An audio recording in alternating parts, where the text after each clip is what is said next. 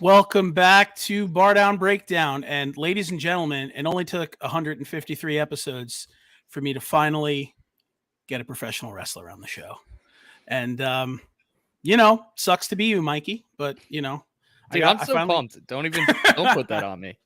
So we are here with the main man, Eric Young. Where do I start? Two-time Impact World Champion, Impact Grand Slam Champion, and storied, I think we called it the TNA Beer Drinking Championship. I know you held that, and was, I think, the only male wrestler in TNA and Impact history to hold the Knockouts Championship as well, right? Yeah, true. I mean, AJ definitely wasn't good enough to do that. No, so. hell yeah. No, that guy, all that guy does is a Pele kick. But hey, man, it's really, really cool to have you on. I like I told you before the show, I promise I'm not going to completely geek out because this is not a wrestling podcast as much as I wish it was. But we're definitely going to talk some hockey, talk some music. But EY, man, thank you for coming on and being with us. No, it's my pleasure, man. The reality is wrestling has consumed my life for, 35, 40 years. Yeah. But my other huge passions in life, I wanted to be a hockey player. I wanted to be a professional hockey player. And I played against a guy that had just been drafted into the OHL. And I realized that I fucking suck at hockey. So that dream was over and the pro wrestling dream started. And music has always been a massive part of my life. My parents were crazy into it and had a massive collection. I've got over 1,300 vinyl albums downstairs right now. Jeez. So I'm a lunatic, man. Yeah, man. I can definitely understand that. I was a big record collector. I am back into it, which is I've mentioned it on many an episode, but it is full on a disease. And it's I started back in 2012. I think I had amassed about like 900 LPs, sold them off when I moved from New York to Florida. And then my wife made probably the worst decision of her life where she's like, hey, for an anniversary present, I bought you a new turntable. You can start collecting again. And I was like, off to the races. To me too. Yeah, yep. Exact same thing. I think it was probably 2015 or 2016. She bought me a record player for my birthday. Yep. And she regrets that. And that's what happens. And every time a record comes to the door, my wife just rolls her eyes and she's like, really, another one? And I'm like, yes, sorry. But I definitely want to talk a bit about that. Definitely want to hear kind of what your prized portion of your collection is. But before we kind of hit that, for some of our listeners who aren't, professional wrestling enthusiasts. So you had spent time in TNA, Impact, a little bit of time in WWE, but the bulk of your career where, you kind of started to gain your popularity was in TNA, which is of course now Impact Wrestling. And, you're back there now, which is an awesome thing, kind of a great homecoming for you. But just, I guess, let's kind of hear a little bit of the story going way, way back. When did you decide that you wanted to pursue professional wrestling as a career, and what got you into that? Yeah, I've loved it my whole life. I can remember very vividly, in between the ages 3 and 5. I don't remember exactly what year it was, but WrestleMania 3 was in Detroit, and my dad surprised me. And at the time, I'm this young kid, and no idea the magnitude of that event. It held the record for the largest indoor sporting event ever up until about, I think, 5 or 6 years ago. And I was there. We were so far up, like you couldn't tell who anyone was. But it blew my mind. There were so many people, and wrestling was a massive part of my life. And my dad, it was kind of like the thing that we did together. And where I grew up, there's still not cable television in this little rural town in southwestern Ontario, Canada. And so pay-per-views was really the only thing I could see, or I would rent Coliseum home videos from the VHS tape store, movie store. People won't know, kids these days won't have the beauty of the anxiety of hoping the thing you wanted to see was in that night. But absolutely, that was my lead into it. I've been a fan since I was 3. And like I said, I wanted to be a professional hockey player, but I've never been particularly good at it. I still play today. I played last night, 11:15 p.m. puck drop here in Nashville for a rec league game. Jeez. It's insane. It's insane, but the hockey community in the city is booming. but yeah, it's still a huge passion of me. I watch 250 to 300 live games a year. Wow. I've been to almost every arena in the NHL. That's awesome. I consume it like a lunatic, crazy into fantasy sports. I worked for The Athletic for 2 years and wrote for them. And if my mom knew that, she would have had a heart attack. It would have blown her mind. She passed away from cancer a few years before I got that gig. And I can tell her that I'm a published writer. It is just talking about fantasy hockey, but it would have made her really proud and would have blown her mind. And then I worked for the Mayo Media Network and Sports Grid, and now I'm with FTN, which is more of a gambling based thing. But as you guys probably know, unless you've been living under a rock, I can see that you guys are sponsored by DraftKings. A little thing in the store, yeah, the little thing in the corner there. I use DraftKings almost every day. Thank you, DraftKings. Yeah, and I work for a thing called FTN Network. But yeah, wrestling has been. I mean, really, it was the first thing, other than my family and some of my close friends, it was the first thing that I loved. And I mean, when I say loved, like, I mean, it consumed my life from, around the 7th and 8th grade, all the way through high school and right out of high school, went into training, and then just one thing led to another. And now I'm sitting here talking to you guys. There's a million things have happened in between, and been on TV for over 17 years, which is something that I'm very proud of and still very relevant today in the wrestling world. And I always say that, like, I'll go places and people are like, "Oh, what do you do?" And I don't really want to talk about it because it's the same 5 questions. Do you know the Undertaker? Is it fake? Is it like the Hulk Hogan stuff? Like, questions like that. And which, I mean, that's fine. Those are the typical questions. But when it comes up, it's, to a wrestling fan, if they were, I was at this place that does stretching, and this young lady was helping me stretch and whatever. And I was like, if you were a wrestling fan, this would be a big deal. And I'm glad that you're not. But yeah, I mean, in the wrestling world, I definitely have done a lot. Yeah. I mean, like your resume speaks for itself, but I kind of want to touch upon something you said there, just because it's kind of an interesting thing to think about. So, a lot of people don't know. I mean, like, obviously you play a character on television, right? Although, a lot of times in wrestling, especially nowadays, it's essentially an extension of who you are, sometimes dressed up a little bit, of course, but, that's kind of the theatrical part of it. But like, you kind of called out, you've been on television for 17 years. So, I mean, you've been sharing a part of you in front of a camera for that long. And I mean, there's something about that is like kind of brutally honest.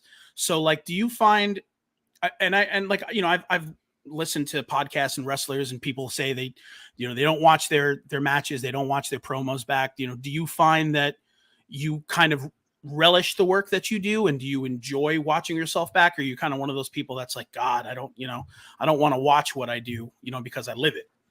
Yeah. I mean, I'm definitely proud of the things that I've done. I can say I've been a person, and it's all kinds of different ways of looking at it. I've never been a person to watch it back. I'm there. I mean, I'm there. I know if it was good or if it wasn't. Sure. The fans will let you know one way or the other in the moment, and, getting really good at it and being very experienced at it. Like, I know if it went well or it didn't. I don't need to watch it. Part of that is I think it's weird to watch it back. In the end, it's just, what I do for a living. It's not my identity. It's not what makes me who I am. Sure, of course.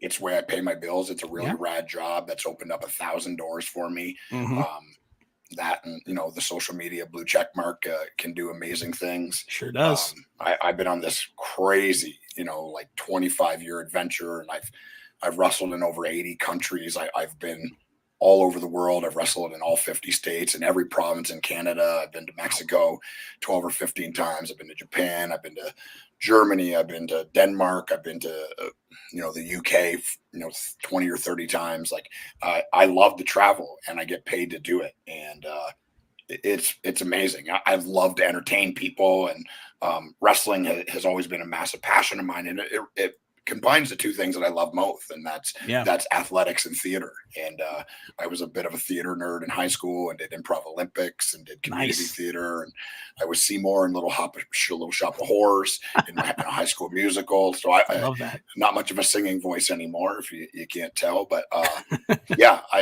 it's really to me it's this standalone kind of singular thing that doesn't exist anywhere else. It's kind of like theater, and it's kind of like sports, and it's kind of like acting, and it's kind of like, it's kind of a little bit of all of those things, but none of those things. So yeah, it's rad, man.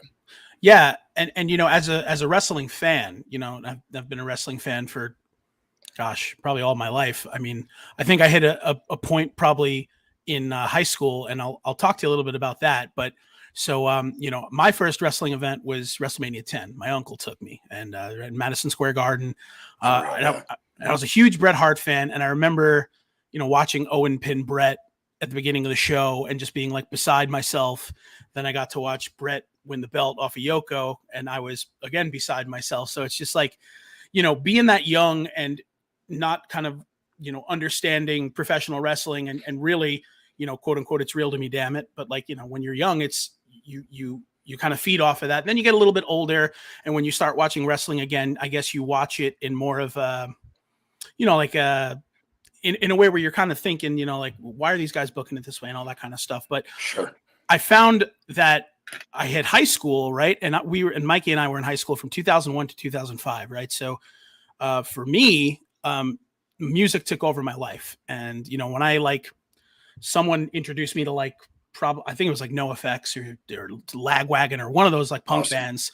And it kind of came to me where it was like, oh, wrestling's not cool anymore. Music's cool. So, okay, fine. So I got out of it for a while and then got back into it. But it's funny. We talk to a lot of hockey fans that are like newly hockey fans again. Right. And they've all kind of said the same thing. Like, yeah, I hit a point in high school where I got so deep into music that nothing else was cool to me. So did you ever kind of find a point in your kind of upbringing? And I know you said you loved, wrestling from the time where you were young, but did you ever hit that point yourself where you were like, wrestling's not cool. I don't, it's not for me. And then found yourself back in it? Yeah. I mean, I don't think there was ever a point where I didn't think it was cool. It just, where I grew up, it was hard to consume, right? Like we didn't have cable television. You still can't get cable television where I grew up. So now with the, the invention of satellites and the many satellites that are, they'll come and put them on your house for free, but that didn't exist until 95 or 96. So there's definitely a time in between probably the 6th grade to the 8th or 9th grade where I would watch it here and there. But, the only thing that I could watch, it came on WDLV 38 out of Detroit at 4 a.m, a clip show called Superstars. I couldn't watch Raw. I couldn't watch SmackDown, didn't exist. I couldn't watch Nitro. And, we would get the pay-per-views from my buddy's uncle, but it would be months after the fact. He would record them when he would watch them. And then we would just be harassing his mom to go get the VHF tape. So we watched WrestleMania 12 3 months later, but I didn't know anything about it. So it blew my mind. Yeah. So I definitely, I didn't say I fell out of it, but I definitely didn't consume it like I did when I was young. When I was young, it was a huge part of my life. And then probably grade 6, grade 7, grade 8, part of 9th grade, I was loosely affiliated with it. And then 9th, the Monday Night Wars were going. Me and 2 of my best friends went 3 ways on a $1,000 satellite. So $300 at that age is just this. Yeah. It took me a year to save up the money to buy this thing, Absolutely. Now they'll come and they'll pay you $100 to take one of their satellites, Sure will. In Canada, it was even harder.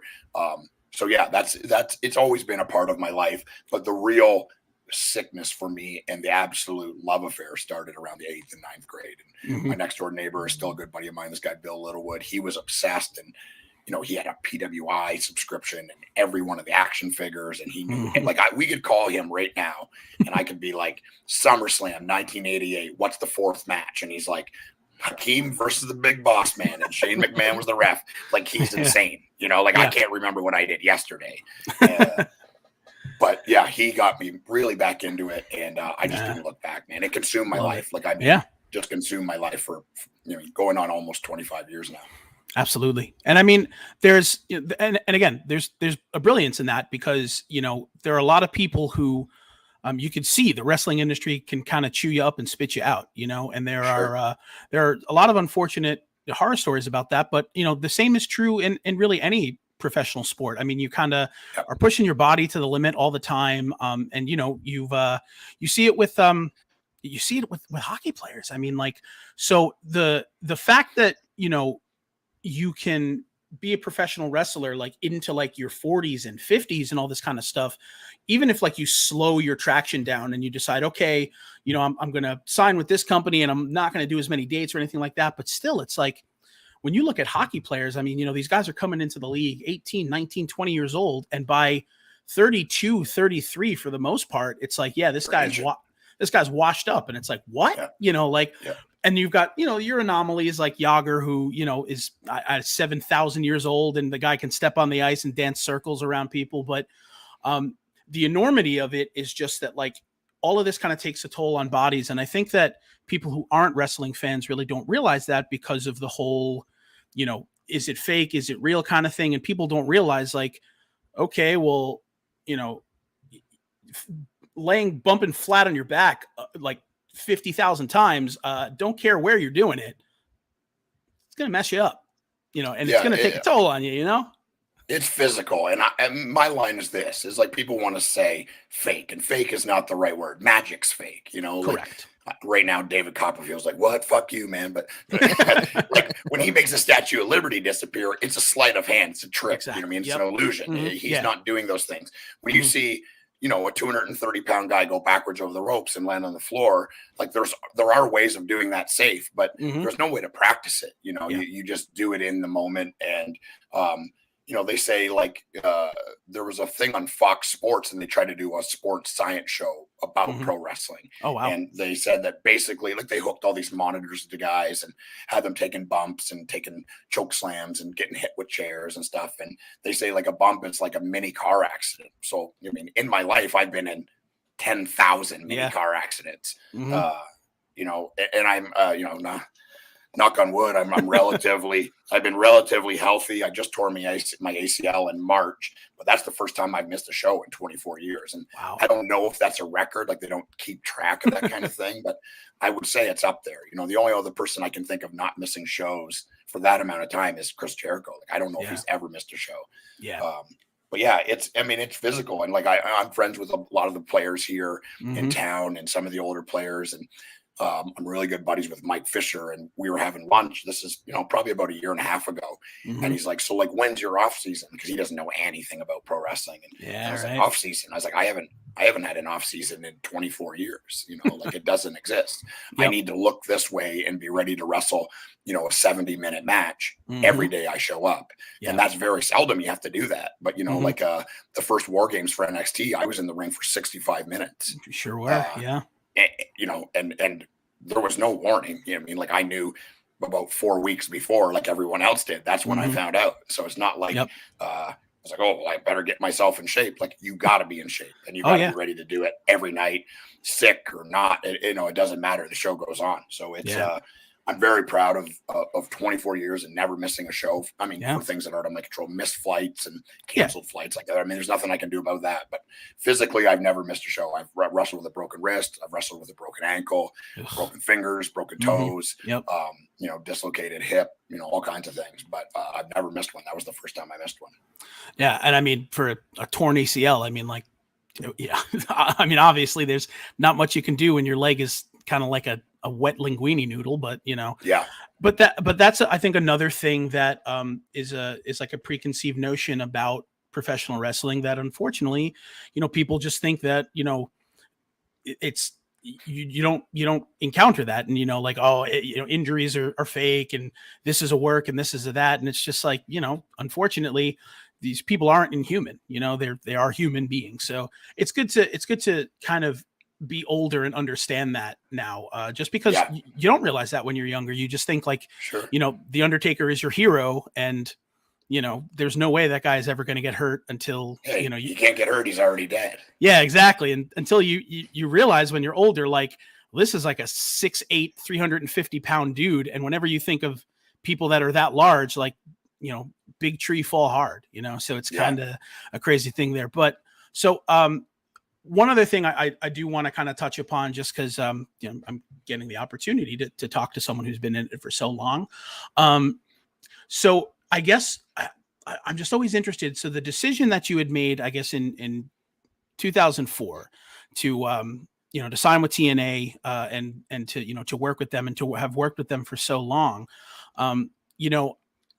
again, like I said, I was out of wrestling at that time. And of course I've gone back and done my research on it and watched a lot of really great stuff. But, I guess in 2004, TNA was probably really only around for maybe 2.5 years at that point. And it was like, around 2 years. Yeah. Right. So, I mean, it was something that was like, I guess, probably a big gamble for you, because it was realistically this company that was kind of starting to expand and really gain some notoriety. But at the same time, at that point, WCW was under, and really the only big player in America was WWE, right? So it's like you take a gamble on working with this company, and it ends up being a tremendous payoff for you. So if you can kind of walk me through, like, what made you decide that that's where you wanted to work? I mean, at that time, I'm in 5 or 6 years, maybe 7 years of independent wrestling. I mean, anywhere that was going to pay me to do it for a living, I was going to jump at it. Sure. I had been doing a bunch of tryouts for the WWE. I had probably done in between 20 and 30 of them over the course of several years. They would use me anytime they were close to me, and I always got good feedback. But it was always the hurdle of, and they have to pay for a visa, and like, oh, maybe we could just find somebody else, and let's find a guy that looks like him, that's an American, and that's just how they viewed it then. And one thing led to another, and it got a few breaks with TNA at the time, and they were this kind of new fringe up and coming thing, and that's always been appealing to me. Not being the underdog, but being part of something at the ground level, something that needs me to be dedicated and needs me to do things for that place to be to evolve and to be sustainable for other people. And that was a very cool. I don't think I was thinking that going into it, but after being there for 3 or 4 years, that was definitely a part of the mindset. And it's us versus the world, and it's this really tight group of really young, hungry people, making a mark in this multi-million-dollar, now billion-dollar business. And like you said, it was the only other place. Like, I never told people I was a professional wrestler until 2004. I never said I did it for a living, because I didn't. I worked in a brass foundry and made horse harnesses for a living to pay for my $200 spandex pants. Like I didn't make any money. I lost money wrestling for the first 5 or 6 years. So in 2004 was a big deal. And it was like, I knew they were interested in me. And the story of it is really crazy. It's I'm living in Cambridge, Ontario at the time. I'm a Canadian citizen. They're not sure if they're going to use me. I have troubles getting over the border because I had been stopped before. At the time, I had done a few tryouts with Impact Wrestling, and I was dating one of the cage dancer girls, Chelsea. There was Lollipop, and the other blonde one was Chelsea. I was dating her, and it started as a joke between me and her, as like, oh, you should just get married, and then you could be here. And then there wouldn't be a choice for them. They would just hire you. And then we laugh. And then I was like, the more I thought about it, I was like, man, it's really not that bad of an idea. So I quit my job, closed my wrestling school, walked to the bank, sold my house to my buddy for $1, put all my stuff in my car, drove to Nashville with my clothes and my wrestling stuff, married her the second day I was in Nashville. And then about a week and a half after that, I signed my first contract with them and worked for them for over 12 and a half years. So, I mean, it could have been a terrible idea, but I mean, in the end, I wouldn't have regretted it. That's what is required as a Canadian and as a person that I don't come from an athletic background. I don't have a famous family. I wasn't a professional athlete. I'm not strikingly good looking or tall or anything, I'm just a guy that loves professional wrestling.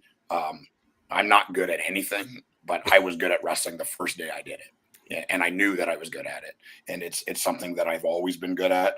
And now, because of the experience and kind of, being part of the card at every level, like I've seen I've seen the wrestling world from every angle, and I don't think there's many people that can say that. Like I think you said, like I was wrestling women before it was cool. Yeah. When I wasn't even allowed to touch them. They're like, okay, well, you're on pay-per-view and you got 15 minutes, but you can't touch them. Like, what are we supposed to do? And like, I'm proud of that because no one ever said, oh, that match was shitty, or man, that was garbage. Why are they booking that? It was, we did something else. I mean, it wasn't a wrestling match because I wasn't allowed to touch them. That was a mandate from Spike and from pay-per-view. I couldn't even lock up with them. I couldn't stare at them and back them up into a corner. So we had to figure out ways around it. And we did. And, you know, I owe a lot to the girls because they were willing to do whatever to make it entertaining and get it over. And a super talented group of women working there at that time. And absolutely, yeah, I mean, it's been a wild ride for sure. I sacrificed everything to be here, and I wouldn't have changed. I wouldn't change any of it. Yeah, and I mean, you know, far before, you know, the women's revolution that, you know, WWE coined. People forget that, you know, the super talented, you know, female wrestlers that were working in TNA at the time. I mean, you had, you know, they were the first. They really were. People can say whatever they want. For truly, they were the first, and entertaining too. I mean, like, I can't tell you how many times like ODB popped up on my TV, and I was like, this is one of the greatest people of all time. Yeah. Incredible. Really love it. So, I guess a good transitional point to kind of get into a little bit of music talk is so. I remember very vividly, you know, the day you showed up on NXT to get in the ring with Joe, and that was super cool. And then, you know, a little bit later, Sanity develops, and then the first time I think you guys had come out as like a unit, you guys had that like kick-ass fucking primacy song, and it was just so cool. So, and it's kind of a funny story. So, the guys who were doing the entrance music at that time, I actually have a personal relationship. A guy's named him John Alacastro, who was working under the moniker of CFOs, and a super duper talented guy. And I remember, you know, us like just sitting around at like some party, just like having a couple and throwing them back and just being like, what inspires this stuff? And he's like, a lot of times, you know, they'll give us an idea, we'll frame out an idea, we'll take it to the wrestlers, and the wrestlers will either be like, wow, this is great, or we could tweak it here and there. So for Sanity's theme, you know, you being, like I said, a big music guy, big alternative music guy, did you have any input on how that theme developed? Yeah. I actually talked with John and obviously Triple H at the time.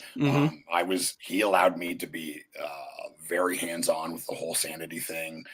Love it. He had saw me do a match and a promo, I think, with Bobby Roode, and he's like, he had always kind of wanted to do this group, but never really had the right players in place. And he was like, you know, if he becomes available, I'm going to hire Eric Young, and he's going to be the leader of this group. Yeah. And so, I mean, we still to this day have a very good relationship. I talk to him every now and then, but you know, they sent me, you know, maybe 5 or 10 songs, said, here's the ones that we're kind of thinking. And when I heard that one, I was like, oh, thank you. That's the one. I, you know, loved Primus in high school. Still, like, it's just funky. I mean, you hear it, you know, it's undeniable. You know who it is. Oh yeah. But and John, I'm sure will remember this, is I sent a thing saying there needs to be like some like heavy metal guitar, because there was no guitar. It was just like the bass, and it was kind of quiet.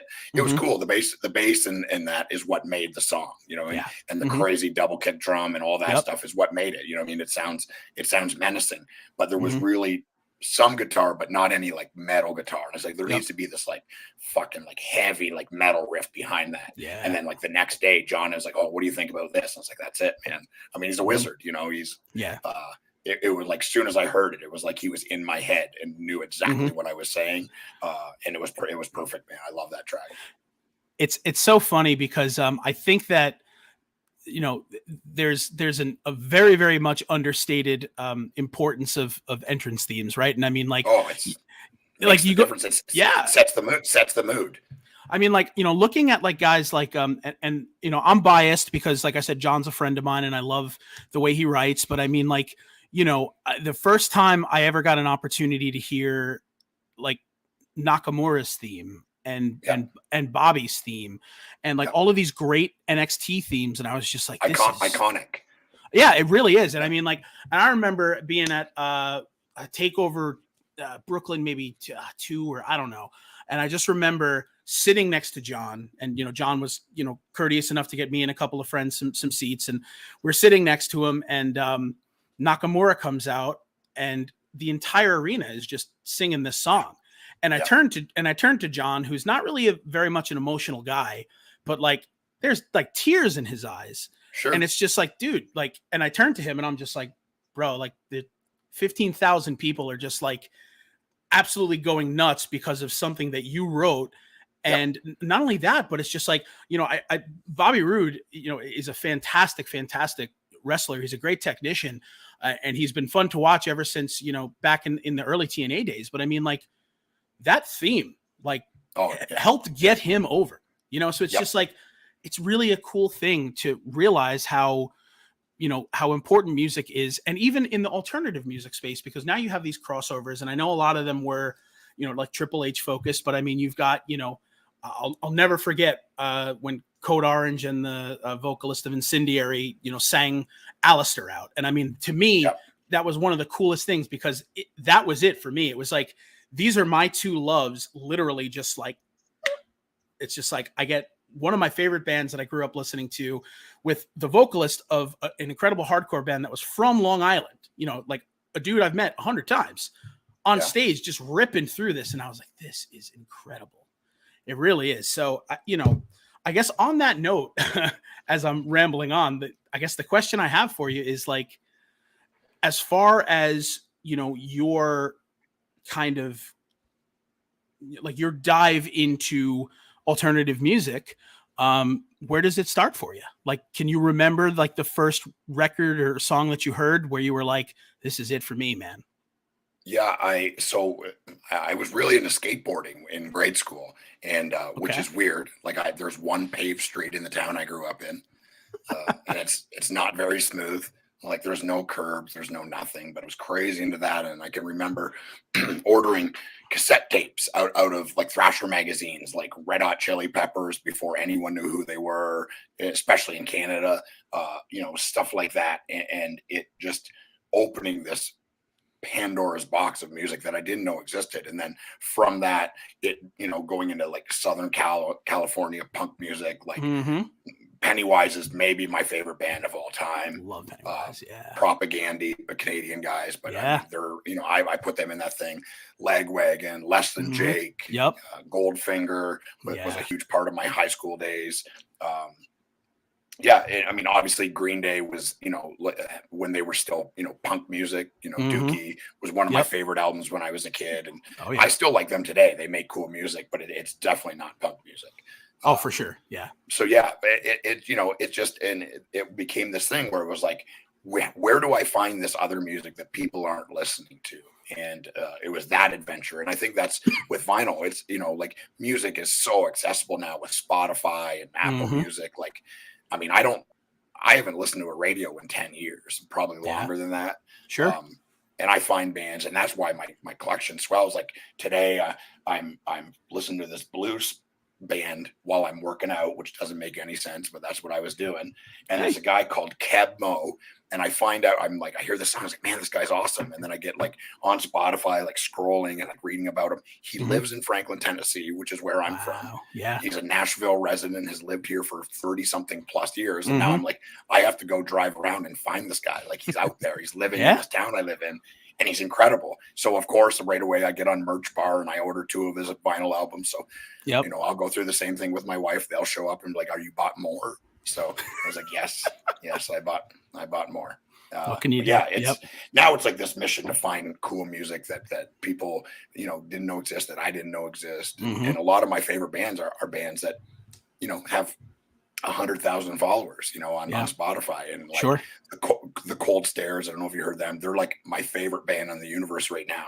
I went to a show and I hung out with them. They're super cool guys. They're from Evansville, Indiana, and they're incredible. And I'm like, how is this not played on the radio? How this music is incredible. Everyone should be listening to it. And somehow, they just didn't get the breaks, and that's the way it is. But the advent of Apple Music and Spotify just opened this Pandora's box, and that's, I think, like, skateboarding and being into punk music in high school and stuff where I had this appetite for, I knew there was other stuff, you know, it wasn't just the same 10 songs they played on the radio that everyone I knew was listening to. There was other things out there, and I hunted for them. They were harder to find at that point, you know, like the internet existed, but not really. So yeah, I've always been into finding different stuff and listening to different stuff and expanding my palette, and which is why I have over 1,300. You know, I've got Travis Tritt, and I've got BB King, and I've got Local H, and I've got Pennywise, and I've got Cake, and I've got, you know, like, I mean, it just seems like I just got a bunch of random stuff, but it's all stuff that I've listened to over my life. Absolutely. So Eric, you mentioned that you live in Nashville now, and historically people think country music. However, you know, since you are so also involved in men's league hockey, a lot of our former guests play men's league hockey in Nashville, Tennessee. Yep. So like, there's a lot of like, you know, Tom from Stray from the Path, Arun from he lives down the street from me. Yeah. So like these guys that are in like historic, like hardcore, emo, alternative music bands have relocated to Nashville, where you're like, wait, that's not where like hardcore music should be played. But like, it seems like there are these very important people from our scene that are now living in Nashville, but also playing like men's league hockey in Nashville because they're also hockey fans. So like, has that come up? You mentioned, it sounds like, you know, Tom. So like, have you realized this as well? Yeah. And I figured this out. You know, I guess it was, 5 or 6 years ago now. A funny turn of events. I've loved Anti-Flag. Were one of my favorite bands in high school. I love the idea of what they are and what they stand for. And it's definitely like in your face punk music, but the message of it is like love each other and, you know, fuck racism, and you know, it's amazing. You know what I mean? And that speaks to me. And I'm listening to this hockey podcast. I'm actually like, I got my headphones in. I'm sitting kind of where I'm sitting right now. I'm getting ready to go on this other hockey podcast, and it's Chris Baker from Anti-Flag. And I was like, fuck, I didn't have any idea that he was this hockey guy, you know? And anyways, I'm listening to him. He's from Pittsburgh. He's a Penguins fan. And this was the year that Nashville and Pittsburgh played in the Stanley Cup Finals. I went to every single game. Anyways, so I just sent him a message through Twitter saying, hey, man, I just heard you on this podcast. I came on just after you. I'm a professional wrestler, been a huge fan of Anti-Flag. You know, I think you did awesome. It's really cool that you're into hockey. And then we just hit it off. And he's one of my really good friends. We talk all the time. And he travels with his equipment wherever they go. He plays. And he came, and it was like him, and it was Tom from Stray, and the bass player from Less Than Jake, and Jay Weinberg, the drummer from Slipknot, was supposed to come, but something came up, and he lives down the street. I've never met him, but he lives down the street. There's a bunch of country music guys that play as well. Dierks Bentley is a really good hockey player, and I say this about Chris Dose. I don't know if you'll ever see this, but he's an unbelievable hockey player. Like, unbelievable hockey player. I've seen some of his stick handling videos that he puts up, and it's like Rob Schremp. Like, he is. It's crazy. Crazy. It's crazy. It blew me away. It blew me away. So every time he comes through Nashville, we play. They were just here, I guess a couple months ago, and we played just like an open game. But it was cool to get together with everybody. I've been to a bunch of his shows. It worked out funny. I was on tour in the UK, and I landed in London, and then I'm in this pub, and I'm going to the bathroom. There's a poster, Anti-Flag tonight. I was like, what the fuck? And I like text him. I was like, are you in London? He's like, yeah, we're playing at this thing. I was like, I just landed. And he's like, oh, you got to come to the show. So me and my wife went and hung out with him and these guys. It's a Winnipeg punk band called Cancer Bats. I don't know if you guys know them. They're Cancer Bats, fucking awesome, and they're super cool. So yeah, we hung out with them, and the show was incredible. That was kind of like our kicking off our UK vacation, me and my wife. It was really rad. There is a really huge crossover, punk music and, you know, metal and emo, like you said, music and hockey. So it's cool, and you cross paths with all these guys. Yeah, we've been really, really fortunate because we don't exist without that crossover, and we've been able to, like I said, 150 plus episodes. And real quick before we talk a little bit about our sponsor, DraftKings, just want to give a shout out to our homies in Stray. They just got added to that enormous Under Oath tour. in the wake of Every Time I Die, unfortunately breaking up. But I'd say putting Stray on that is going to do wonders for Stray and that Under Oath tour, because every record that Stray puts out just gets more and more brutal, and I love it. So Tom, if you're listening to this, shout out. Also shout out to Tradewind too, because that his other band is rips too. But so a lot of cool things we talked about. One of the things that does kind of bum me out is, as the hockey season is kind of unfolding, we are our beloved Islanders, of course, are sort of circling the drain here, but I haven't been super excited about using DraftKings daily stuff recently, just because it's been bumming me out a little bit. But if you are a football fan, DraftKings is doing some awesome stuff. So you got 4 teams left in the playoffs, and that means you got 4 teams left for you to bet on. So you got to remember that DraftKings, they're an official sports betting partner of the NFL, and they're counting down to Super Bowl 56. So they are still running wild, doing 56-1 odds on any team. So if you bet just $5, you can get $280 in free bets if your team wins. And if you're not a new customer, you can experience the conference championships with same game parlays, which is awesome. So you can buy multiple bets from the same game for a bigger payout. The more legs you add, the more money you can win. And of course, DraftKings is safe, secure, and reliable. And best of all, you can deposit and withdraw your cash whenever you want, so you're not hamstrung. So you can take your money out, put it in, which is awesome. So like we always tell you, download that DraftKings Sportsbook app. Use that promo code THPN. You get 56-1 odds on any NFL team. So bet just $5. You win $280 in free bets if your team wins. So that's awesome. Promo code THPN for 56-1 odds. And that's at DraftKings Sportsbook, an official sports betting partner of the NFL. And again, you must be 21 or older, New Jersey, Indiana, or Pennsylvania only. New customers only. Minimum $5 deposit and $1 wager required. 1 per customer. Restrictions apply. See DraftKings.com/sportsbook for details. Gambling problem? Call 1-800-GAMBLER, or who would you call, Mikey? The Movie Life. You're getting for that. You're getting better at this. I love it. So, Eric, I want to talk more crossovers, because it's what we're all about. And just because we don't normally get the opportunity to talk about the crossover between wrestling and hockey, Tom says that it exists. So it's big. Yeah, it's big. So obviously the main crossover is that a lot of your events happen in the same arenas where hockey is also played. So yep. I guess tell me like one of those like crossover moments where like your 2 worlds, like wrestling and hockey, meshed perfectly, and you're like, I can't believe this is happening right now as like a hockey fan.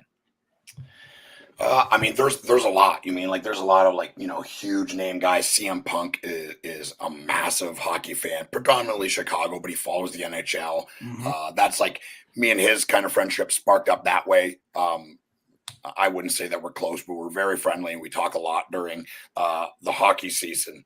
Trying to think. I mean, I had a really cool moment. I was wrestling for the WWE, and we were in Toronto at the Air Canada Center.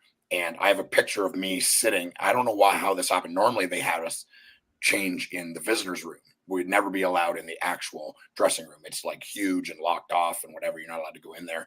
And something happened, and we were in the Maple Leafs. And I have this really cool picture. I'm in this really cool suit, and I'm sitting in Austin Matthews' stall. It was his birthday, and I was like, happy birthday. I'm sitting in your stall. You don't know who I am, but this is a big deal for me. He's like a child. I'm almost old enough to be his dad.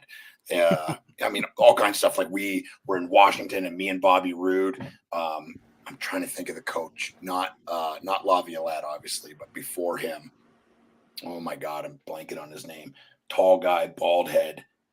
The coach for the Washington Capitals that just got released last year. God, Barry I can't think Trotz? of his name. No, before him, just before him. Oh, Before I'm drawing a blank too.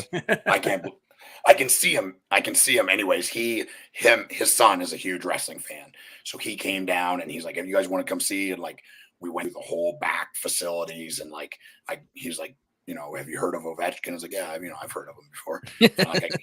He passes me his stick, and I'm like stick handling this puck on the rug with Ovechkin's stick before the game. And I mean, it's wild, man. And we were where were we?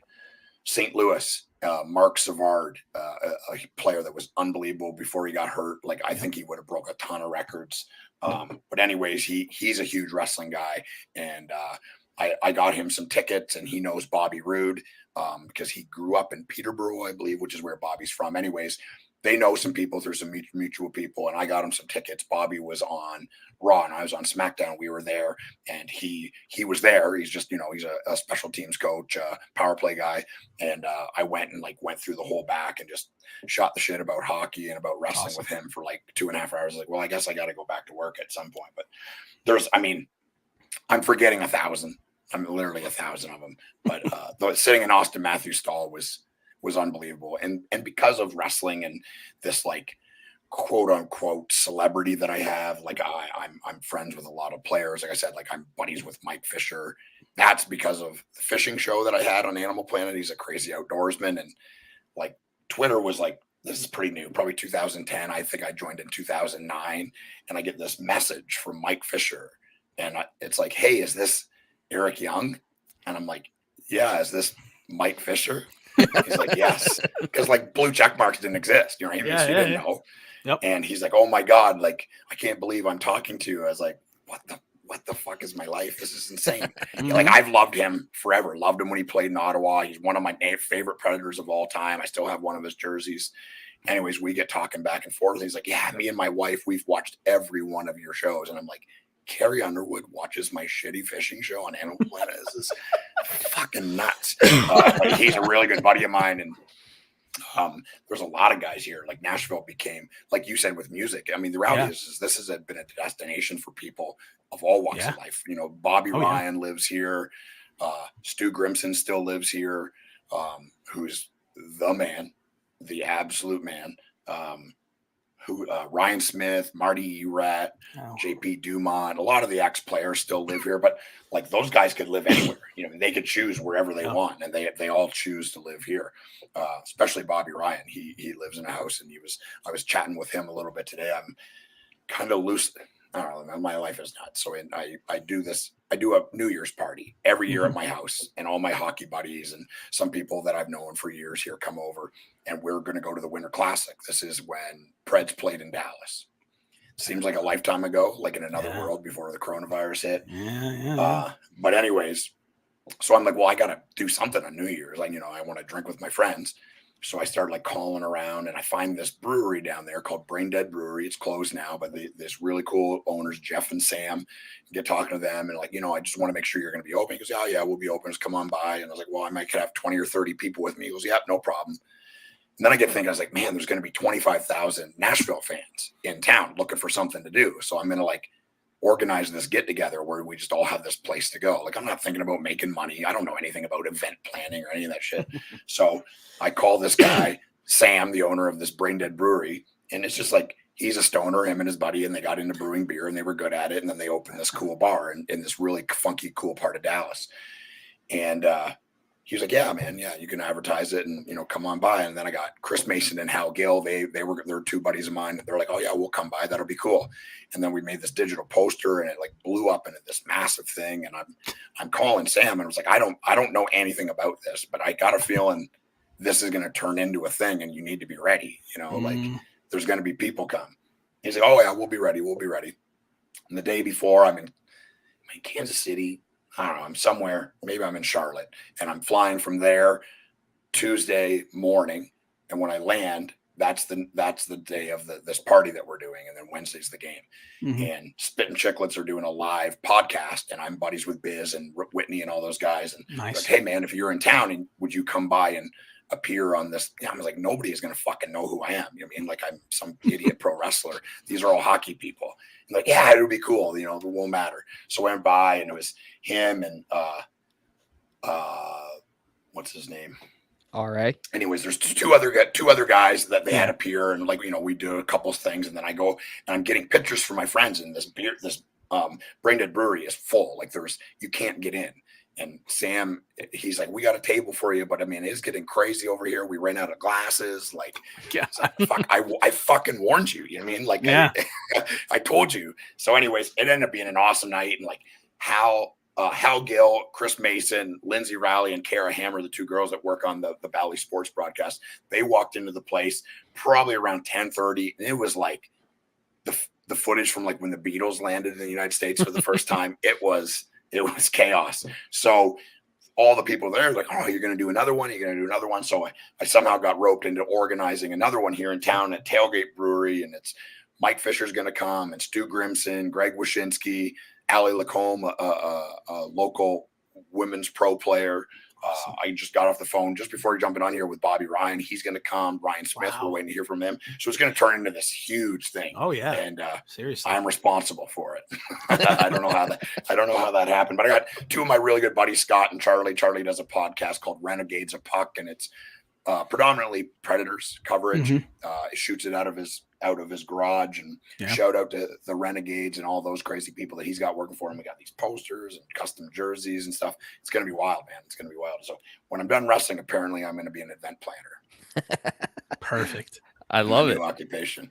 So another crossover is that Tom likes to, like, it's his claim to fame, is that Tom likes to take credit for the yes, yes, yes chant that the New York Islanders do. No, it's not that I like to take credit. It's that I started it. And to this day, no one's ever going to believe me, but I'm going to tell you what happened. So this is probably, I don't know, 2011, 2012. So at that time, Daniel Bryan, now Brian Danielson, was doing this whole yes, yes, yes thing. It was probably maybe 4 or 5 months like into him doing it. And like, it wasn't quite picking up traction like that with like wrestling fans, like it turned into, where like, 60,000 people were all doing it. But like, it was to the point where my cousin and I, who are both huge wrestling fans, we're like, oh man, this is great. So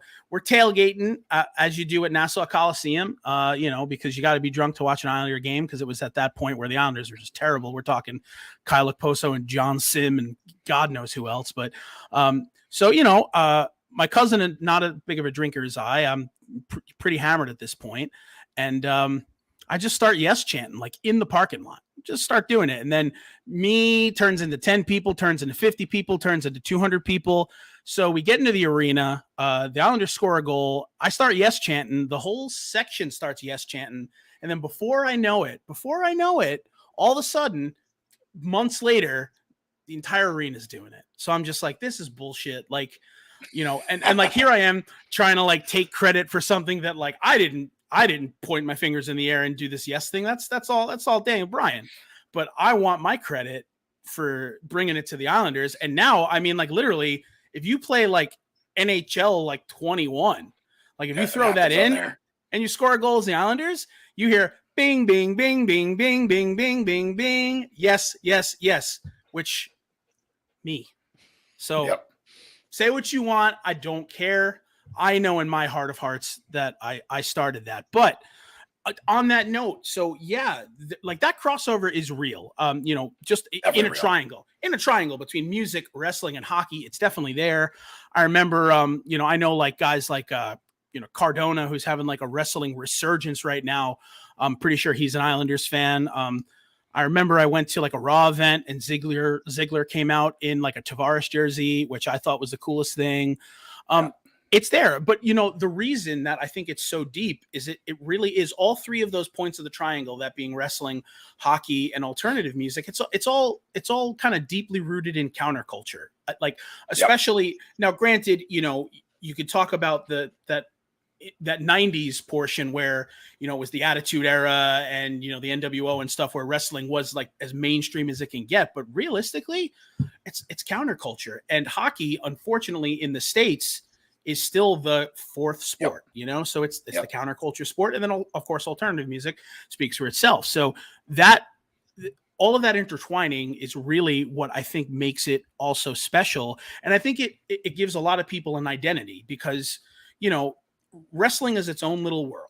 And that 100%, obviously, but hockey is its own little world, and alternative music is its own little world. So it's really a fantastic thing to see it all come together. And like I said, we're fortunate because, if it wasn't for, Mikey playing pickup hockey with, the dudes in Bayside and Envy on the Coast, like we would have just been blind to it all. So it's a powerful thing. Unbelievable. It is. Yeah, it is. And I feel it's, I've always been drawn to that. And I don't know if it's so much counterculture, but just, you know, like I've always thought differently and felt like mainstream stuff wasn't for me, and mainstream music and mainstream media. And I don't know. It's not that I'm against that stuff. It just never felt like home, and all those other things. Wrestling was like, it's like I was saying with TNA when I first started, it's us against the world, and having that feeling of like, this is my thing and these are my people. Obviously now wrestling and hockey and obviously alternative music, those are, you know, massive medians. You know, WWE is $1 billion business. You know, it's being in the television world for a little bit when I did the fishing show, like people in the TV world finding out that I was a wrestler and then looking into it and being like, man, it's a really big thing. I was like, yeah, name another show that has 52 2-hour episodes every week all year round. It's conceived, it's written, it's produced, it's shot and distributed all by one group of people. Name another company that's doing that. The amount of content that WWE is putting out on a weekly basis is mind-boggling. Staggering to a Hollywood person or a real television person. They can't understand it. They don't know how it happens. So and it's been happening for 40 plus years. And you know, it's funny, as a wrestling fan, it's like, you know, if I have to hear Michael Cole say that Raw is the longest running episodic television show in history, like I'll barf. But like, and he's not wrong. No, outside looking in, he's not. And that's the thing. And when you think about that, like you think about that in, you know, like these television shows that have existed and have this pedigree. Like you think about shows like Friends, Cheers, and like, you know, I'm blanking on a bunch, but like all of these, like these television shows that just have their arc in history have all been eclipsed by the tenure that, you know, the WWE, WWF before has had. And it's just like, it's crazy to think about. But I think the other crazy thing to think about too is, you know, even though wrestling is still, you know, to some people, you know, kind of an afterthought, or it's not present in their mind, you know, during that era, you know, during the Attitude Era and the Monday Night Wars, like if you look at like the ratings, they like, you're talking about like 6.0 and 6.5. You're talking about like unbelievable. Yeah. And it's just like all year round.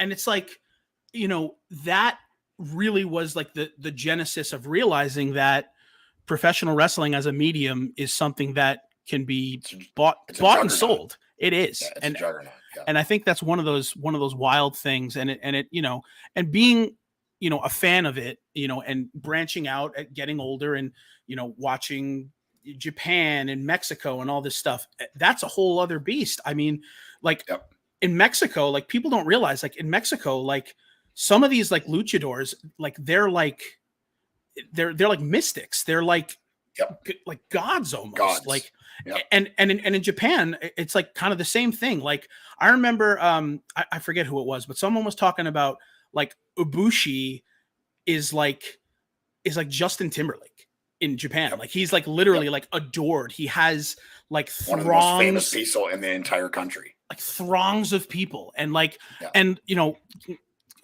poor Ibushi, you know, in the end of the G1 climax, you know, ends up, you know, hurting himself, breaking his arm or whatever. But like, I remember like there was this outcry of all of these like young girls, like just like sobbing tears, like almost like Lennon had died or something, right? Because Ibushi broke his arm. And it's not quite that way in America, but people just don't realize the enormity of it in other places. And I think that's something that's just mind blowing to me. For sure. Yeah, it's definitely worldwide. And I think the people that view wrestling that way don't fully understand it. And it's not there's no malice in it. It's just ignorance. You know, they don't understand. Yeah. And if you spend a day in that world, you mean like, yes, I can go almost anywhere and not get recognized, you know? But then other days, like I'll go, you know, to get groceries and go into a GameStop or something. Yep. And I'll be harassed for fucking, for 2 hours and they follow me to my truck. Like I said, geez. like if you're a wrestling fan, this is a big deal. You mean, Yeah, like of course. I've been on TV for 17 years. Yeah. So, it's wild. It is definitely a niche thing for sure. Mhm. But that niche is massive, and yeah. it's just growing over time Mhm. and it just keeps getting bigger and bigger. There's 3 different, promotions on television weekly, Yeah. doing monthly pay-per-views, Mhm. there's 400 500 people that can say they do this for a living and make a very good living, and I can say that Yeah. I've been one of those people for a long time. Mhm. It's a massive industry, and Yeah. you don't have to understand it or like it, but you certainly, if you're especially in the entertainment world, you need to learn to respect it because it's not going away and it's Mhm. only getting bigger. Yeah. The proof of the Fox money for the WWE is they pay him $2.9 billion to air one of his television shows. Yeah. Just for the rights to air the television show, $2.9 billion. Yeah, that's insane. So it's insane. Yeah.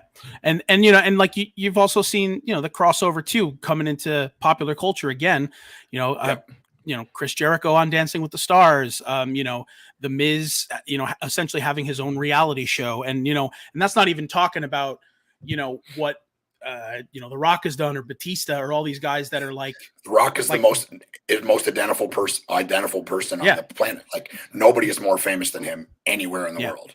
I was just gonna say, I think he might be my favorite actor. Is that like weird? Like it's he's somehow incredible. like he's incredible. I realized that I just watched that movie with him and Ryan Reynolds, and I was just like, honestly, I can't think of a movie that The Rock has put out that I don't like. I think he's my favorite actor. Like it was like just 2 weeks ago it happened. Yeah. It was weird.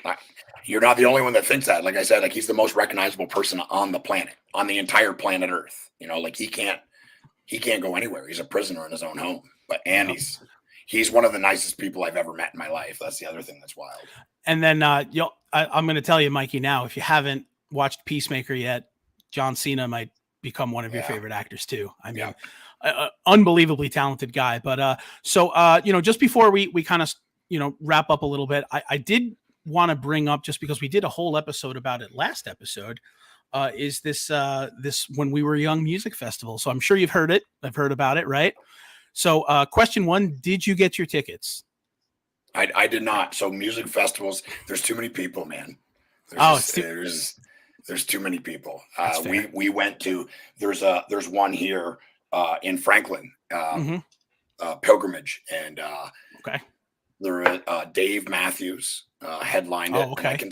I'll say this: I am not a Dave Matthews fan. I don't own, and nor have I owned Dave Matthews music. But I can tell you, I had taken a sizable gummy on the bike ride over, and Dave Matthews Band live in that state of mind. I think they could be the greatest live rock and roll band in the history of the world. And I'm not exaggerating. It blew my fucking mind. I'm not even a fan, and I didn't want it to end. It was so good. We saw Marcus King Band. He's a buddy of mine. Through that, the blue check mark, I put up something about me and my wife watching him, and then he messages me and we get talking to each other. Black Pumas, if you've never listened to their music, you're an idiot, and I can tell you that. I'll tell you to your face. It's unbelievable. They're one of the greatest American bands right now. I saw them play at Basement East. It cost me $15. I was 5 feet from the stage. Love that. And now it's quite expensive. But next weekend, good news. I found good tickets to go to the Ryman, the mother church here in Nashville, to watch them play live again. Awesome. And I can't wait. I feel like I just want to stay awake until next Friday. Music festivals are not my thing, man. There's too many people. I don't like being hot. I'm a profuse sweater, and I hate that feeling. So I avoid. If I'm going to listen to music, I put a record on downstairs and sit on one of my stools in my bar room and stare at the wall. Yeah. There's no chance that you sweat more than Brock Lesnar. I don't think anybody sweats more than that man does. I'd be right up there, man. I'm telling you. I'm a disgusting pig. But I got to tell you that that When We Were Young music festival just kind of it's amazing. Creeped up out of nowhere, and it's got such an incredible lineup, and they keep adding more dates to it and all this kind of stuff, and it's going to be really interesting to see how that ends up kind of materializing as we move closer to it, just because like I said, music festivals, not only are there a lot of people and it's hot and cramped and you're in Vegas in the desert, But, you're talking about, the fact that we're really not, out of this pandemic, really. So who the hell knows? Who the hell knows what October is going to bring? We hope that it goes off, without a hitch, because we've got some former guests that are playing and some friends of ours that are playing, and we want everybody to be able to be fruitful and get paid and do what they love to do. But at the same time, it's just, you never know. And I think that's one of the things about music festivals in general is, I frequent this one in Gainesville every year called The Fest. It's one of my favorite places to go. It's just the whole UF campus leaves and it's just a bunch of punks. And, even that festival, with all of the precautions they took to try to keep people safe and enforce masks, the last fest they had, I think they had 10,000 people were there, and probably a good 400 or 500 of them came down with COVID. And it's an inevitable thing at this point. So it is. Yeah. We just kind of hope that kind of goes off without a hitch. But, from that, you're talking like hard hitters that have been in this music industry. You've got, AFI and Taking Back Sunday and, My Chemical Romance, just all these bands that Mikey and I just like grew up like in that era, like our upbringing as, young studs. At least I can say I'm a young stud. I don't know about you, but it was all those kinds of bands. So as soon as that came up, it was just like, how could I not go to this? And of course I didn't get tickets, and I'm not too broken up about it, but it really is a pretty cool thing.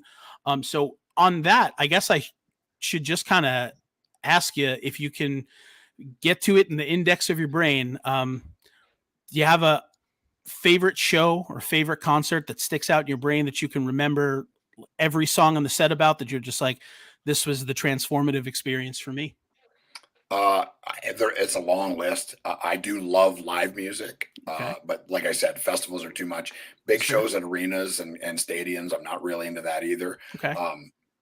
I'm lucky. I live in Nashville, and there's a bunch of cool venues here. Yeah. If you've never seen a show at the Ryman, it's literally, it feels like this out of body experience. It's this old church.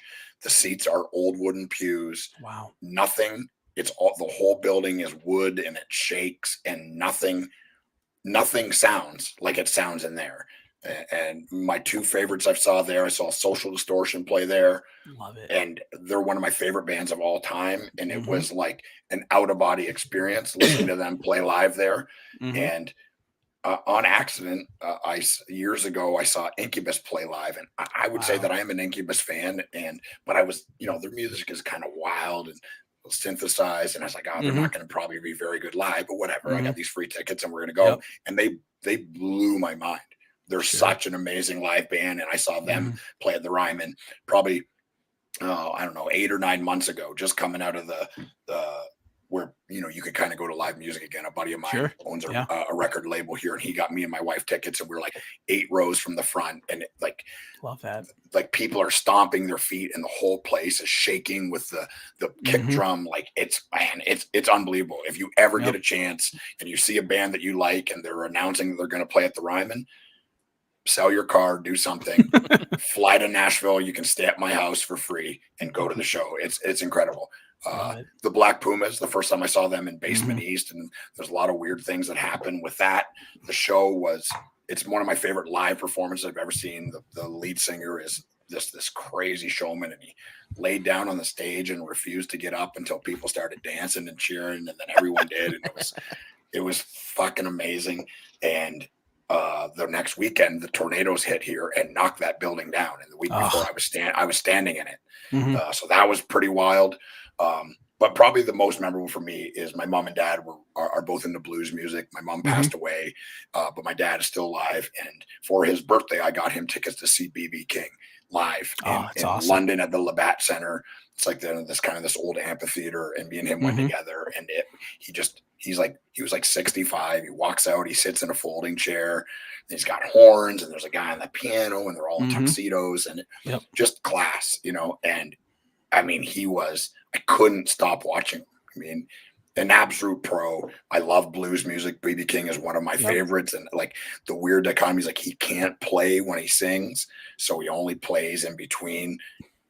It's wild, man. It's wild. And that was for me, going with my dad and seeing how happy he was on his birthday. Like he got me into that kind of music. So, being able to repay him to take him to something like that, Absolutely. that's probably my most memorable. Awesome. Love So that. I do want to just chime in. My first ever concert back in 8th grade. So this is like 2000, and it's the weirdest lineup: Incubus, Outkast, and Nelly Furtado. None of those go together. But all cool, I think. right. All cool in their own way. I don't know but why they're on tour together. Yeah. But that was the first ever show I went to. And I do agree, like, that was Incubus probably at their prime. So like they were probably the big draw at that show. I saw them a year ago and they're still insane. Insane. They're so good. Yeah, I had an opportunity to see Incubus play at Jones Beach, actually. Jimmy Eat World. Where I saw them. Jimmy Eat World opened up for them, which was really cool. One of my favorite bands. But one of the coolest experiences I've ever had seeing live music was I had an opportunity to see Bob Dylan play in Cooperstown. Wow. And that was cool. And this was when Bob Dylan, unfortunately, I guess arthritis was getting the best of him, and he really couldn't play guitar anymore. So, he's got his band behind him, and he sits there playing keyboards. But one of the just best things about Dylan, and he said not one word other than introducing his band. He just went. He ran through like 30 songs, and he just gave everyone exactly what they wanted to hear. But the best thing is, every time he'd finish playing a harmonica, so he'd always have a harmonica. He would play it and just throw it off stage, and then someone would just come and bring him another one. And he did that like 10 times. And I'm just like, man, I guess when you're Bob Dylan, you could really do whatever the hell you want. Dude could have just get this thing and bring it back. Honestly, he, at that point in my life, he probably could have just farted into a microphone, and I would have been like, yeah. He plays at the Ryman. Just announced, actually. What is it? February 21st, and I'm going to be in New Orleans wrestling, or I would have been there for sure. This is definitely one of those things that's like, man, why do I have to wrestle for a living? Why do I have to be gone when this happens? Yeah, right. Exactly. But, at the very least, you're entertaining thousands and thousands of people. So I guess there's a trade-off. There's a silver lining to it to a degree, but no, I agree. But, I guess the last question I have for you, just as a hockey question. So I know you said you've pretty much seen every building, other than, see, I haven't had the opportunity to see hockey in Canada yet, which is something that I want to cross off my bucket list. But you definitely got to. I mean, it's just, I have to. But of all the buildings you've seen, either ones that are still up or have been knocked down, is there one that like you just felt like as soon as you walked into the building, like you just kind of like felt the history of where you were? Yeah, the Bell Center in Montreal. I've always wanted to see a game there. Montreal is this really cool city, just old and art, and I don't know. It's an awesome place. A place where half of the population speaks French, half the population speaks English. It's just this. It's like this being in another world, but you're in Canada. And the weird part about it, I was in Kansas City, and I flew on what night? That would have been Tuesday morning, and they played Tuesday, March 10th of 2019, and that was one of the last games played that season. They shut down the league the next day. I'm really good players with the head of player personnel for the Preds, and we're texting back and forth. And he I go to we get these really good seats, and then we go down underneath the arena after the game. And my buddy Chris Meany, he's been a Habs fan since he was like 3, grew up in Newfoundland and on the East Coast. So you kind of pick a team because they don't have their own team, and Montreal's the closest. So he's been a Habs fan his whole life. He can't believe I feel like he wanted to cry, but I was there, so he didn't. But he's geeking out, and the players are walking by, and like I said, I've done a bunch of charity stuff in here. And Pecorine comes out, he's like, "Hey, man," and Yossi comes out, and he's like, "Hey," and he hugs me, and they're like, "Oh, what's going on with all this coronavirus stuff?" I was like, "Oh, I don't know. Hopefully, nothing bad happens." Yeah. The next day, they canceled the league, so I was there, and the game was awesome. The Preds won, and they were in Toronto in the ACC, shooting basketball, and warming up during the day, and all of a sudden some guy from the team just ran in and said, "We're going to the airport. We're getting out of here. They're going to close the borders." So like me and my wife were on a vacation in Montreal. So it was like every day we would wake up and be like, "Well, like, do we just change our flights and fly home? Like, I don't want to be stuck here." Yeah. It all worked out. We flew home on Sunday, and then they closed the border on Wednesday. And then, I mean, you guys know the rest. 2 years later, we're still dealing with it. Unfortunately. Now, I can't let you go without asking about the current state of the Preds, because they're surprising a lot of people right now. I think a lot of the hockey writers wrote them off, especially when they had a lot of injuries. They were battling COVID for a while, and a lot of the guys that they've brought up from Milwaukee have really stepped up. So, like, do you think that they can sustain this the rest of the season? And are we going to see the Preds in the playoffs? Yeah, I think they can. And you know, I mean, the number one reason is UC Saros. I mean, and he's making me look like a complete asshole because I said, this guy can't be an everyday starter in the NHL. And it just comes down to geometry. He's shorter than I am. You know what I mean? Like, if you're not 6'2" anymore, it's, you know, everybody can shoot the puck. Guys that play 8 minutes can shoot the puck and skate. Like, it's crazy. And he's making me look like an idiot. And I'm really glad that he is. I thought he was a good goalie, but I just said, like, eventually they're going to figure him out because he's too short. I mean, he's tiny. He's a tiny, tiny man. But he's incredible, man. And since March, basically, of last year, you know, that was like they're trading Ekholm and they're trading this guy and they're trading that guy and they're going to rebuild and blah, blah, blah. Him, and when they put that fourth line together, and I know, you know, an average hockey person doesn't understand, like, those guys, you know, even now they don't play more than 12 or 15 minutes a game. But when they put Colton Sissons, Olivier at first, and then Jeannot and Yakov Trenin together, it changed everything about this team. Like, you can watch a game, and even if you know nothing about hockey, you can be like, why when those guys are on the ice, is the puck always in the offensive zone? Because they're big. All three of them can skate. They're fast and they're relentless. And every time they're on the ice, something good is happening. And they put that line together, and they just really never looked back. They made the playoffs, which no one thought they were going to. Everyone thought they were going to sell, and Poyle was an idiot for holding the players. He's laughing. He's laughing right now. You know, and like you said, you know, Tomasino coming up.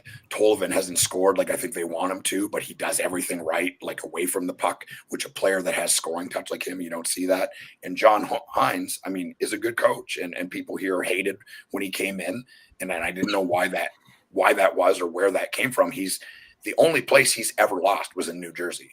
You know, like he's won in high school, one at the high school level, one at the USA hockey level, one at the college level. And now he's winning with the Predators, with a team that, like, there are no, like, Philip Forsberg and Yossi's a star. I mean, he's one of the top 5 defensemen in the league. He's, you know, if anything good happens, it goes through him on this team. He's an incredible player. And I'm so fortunate to be able to watch someone like that play hockey night in and night out. And I'll say this, like, not only is he an unbelievable hockey player, he's a handsome devil, and he's one of the nicest human beings on earth. Something in the water over there, those, you know, people from Scandinavia, oh yeah, it's insane, you know. And he's just the best dude ever. But yeah, it's been a really cool thing to watch. I mean, obviously they're my hometown team. They're my team of choice. Grew up a Maple Leafs fan, and I will always follow them and will always cheer for them, but they don't make it easy. But, you know, the Predators, I mean, they're surprising everybody, I think me included. I thought they'd be competitive, but nothing like this. You mean, like, there's not a night where they're not in any hockey game, and it would not surprise me if we see them make a deep playoff run this year because of how they play. They're tough and they're big, and I don't give a shit what anybody says. It's still a massive part of hockey. And now, because it's so rare to have that size and speed, you know, they're Dallas of 2 years ago, except they're quick and they're hard to play against, man. I mean, I would not, if I was Jared Spurgeon or, you know, Jonas Brodin, I would not want to be playing defense against the Nashville Predators. They flip it in and they are all over them, man. Yeah, just relentless, man. Hines is doing an incredible job. Poyle's done an incredible job. They've got to re-sign Forsberg. And he's playing like it's a contract year. That's no surprise. All right. We heard it here. So I totally agree. I think Nashville is going to go on a run. I think the West is, you know, some of the teams that you thought were going to be powerhouse is exactly. It's wide open. I wouldn't think people would be throwing their jerseys on the ice in Edmonton, but that's where we are right now. It's kind of crazy to see. Yep.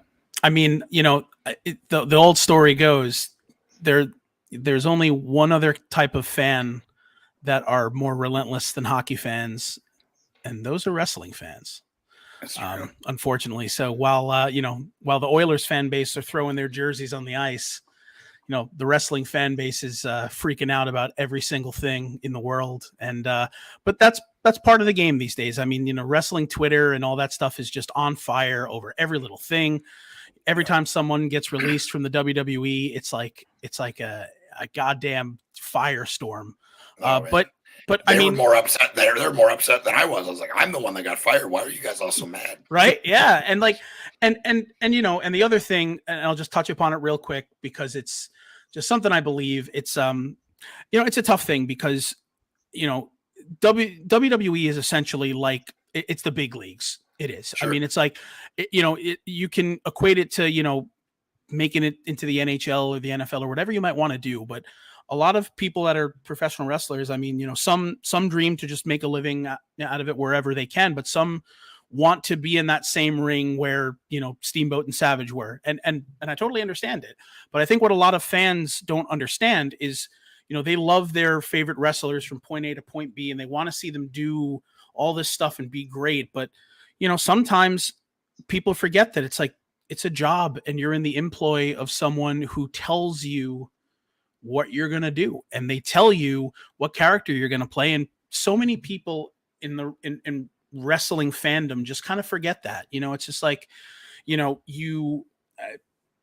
guess the best example I could give is there was this generic luchador. He's gone now. I think he's dead, but some guy that looks kind of like him, Sami Zayn, is wrestling in the WWE. And I think a lot of people still expect him to be just like that generic Mexican luchador that's dead.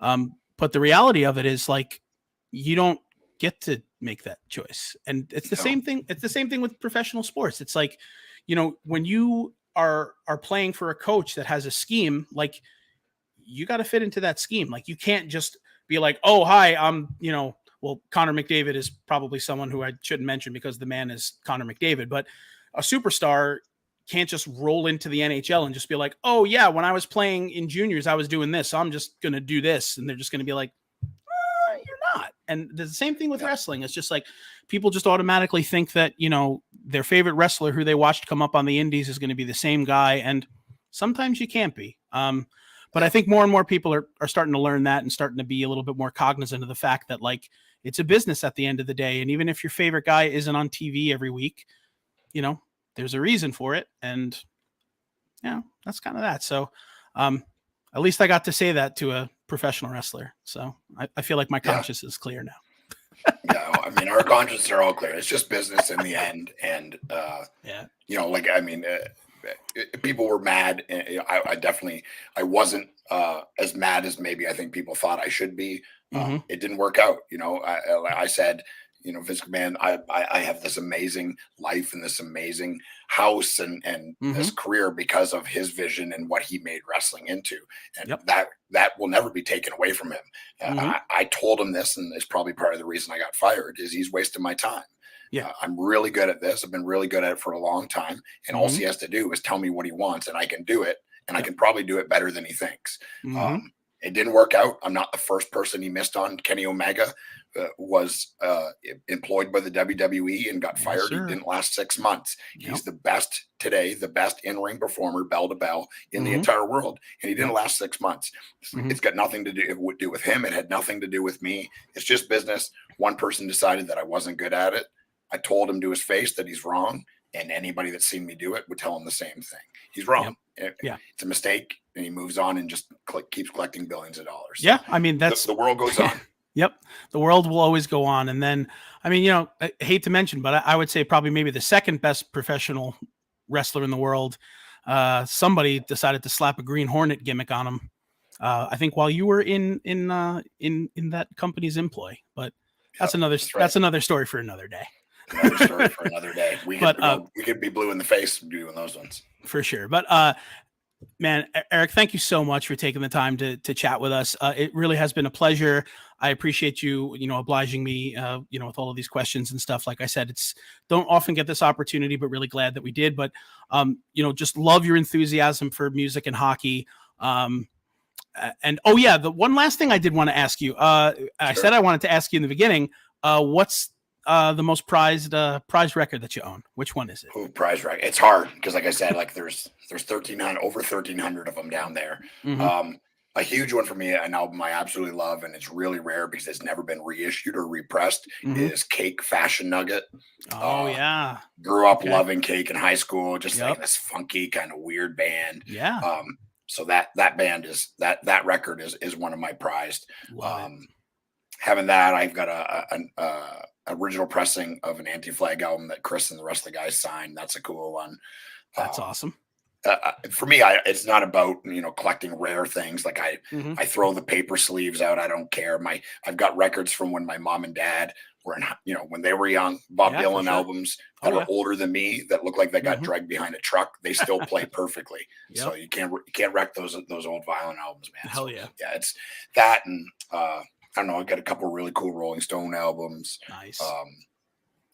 Small bands that other people don't. Like I own everything that Local H has ever recorded. I have every one of their vinyl albums. That's a big deal to me. A band that I absolutely love. Seen them twice. If you ever get a chance to see them live, they're loud and beautiful and love it. Amazing.